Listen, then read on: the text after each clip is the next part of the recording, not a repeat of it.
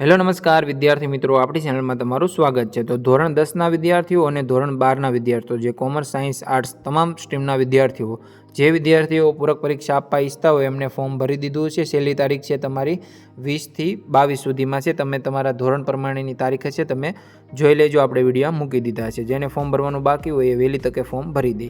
હવે વિદ્યાર્થી મિત્રો, પૂરક પરીક્ષાની તારીખ કઈ હશે એટલે પૂરક પરીક્ષા ક્યારે હશે એવા ક્વેશ્ચન વારે આપણને પૂછાતા હોય છે। તો વિદ્યાર્થી મિત્રો, પૂરક પરીક્ષાની તારીખ અંદાજિત 15 તારીખ એટલે કે 15 જૂનની આજુબાજુમાં હોવાની સંભાવના છે।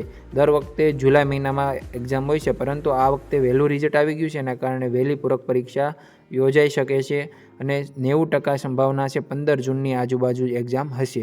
આવું બધું ન્યૂઝપેપરમાં અને બધે જોવા મળ્યું છે। બોર્ડ તરફથી કોઈ માહિતી હજુ સુધી આપવામાં આવેલી નથી, એટલે તમારા ક્વેશ્ચન હતા એટલે તમને મેં જવાબ આપી દીધો। તો જે વિદ્યાર્થીઓ પૂરક પરીક્ષા આપવા ઈચ્છતા હોય અને પૂરક પરીક્ષાના ફોર્મ ભર્યા હોય વિદ્યાર્થીઓ તૈયારી શરૂ કરી દે। અને વિદ્યાર્થી મિત્રો, પેપરમાં તમારે ખાસ ધ્યાન રાખવું, તમને વચ્ચે જગ્યા મળે અથવા તો ના પણ મળે। બે પેપર વચ્ચે જગ્યા હોય અથવા તો ના પણ હોય। કઈ રીતે? તો વિદ્યાર્થી મિત્રો, જે વિદ્યાર્થીઓ 10મા ધોરણમાં છે અને એક્ઝામ્પલ તરીકે તમને બતાવી દો કેવી રીતે હોય કે સવારમાં બેઝિક ગણિતનું પેપર હોય તો બપોર પછી ગુજરાતીનું પેપર હોય, સવારમાં સ્ટાન્ડર્ડ ગણિતનું હોય તો બપોર પછી અંગ્રેજીનું પેપર હોય। એવી રીતે ટાઈમ ટેબલ હોતું હોય છે, એટલે કે એક દિવસમાં 2 પેપર હોય છે।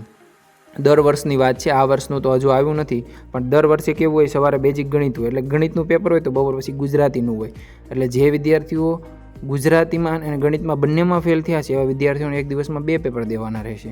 એટલે એ રીતે ટાઈમ ટેબલ હોય છે, એટલે ખાસ તમારે એવી રીતે રીડ કરવાનું છે। 10મા 12મા તમામ સ્ટ્રીમના વિદ્યાર્થીઓ એ રીતે રીડ કરવાનું છે જે તમને જગ્યા નહીં મળે। તમને એમ હોય કે એક વચ્ચે ગેપ હશે, હા ક્યારેક એવું પણ થઈ શકે, ગેપ પણ આવી શકે। કેમ કે તમારું પહેલું પેપર ગણિતનું છે અને છેલ્લું પેપર છેલ્લા દિવસે બપોર પછી સામાજિક વિજ્ઞાનનું છે, તો એ રીતે તમને ગેપ મળી શકે। પણ જો તમે એક સરખા વિષયમાં ફેલ થયા હોય, એટલે કે જો ગણિતમાં ગુજરાતીમાં થયા હોય અથવા તો સ્ટાન્ડર્ડ ગણિત અને ઇંગ્લિશમાં થયા હોય એવી રીતે હોય તો એક દિવસમાં 2 પેપર પણ હોઈ શકે છે।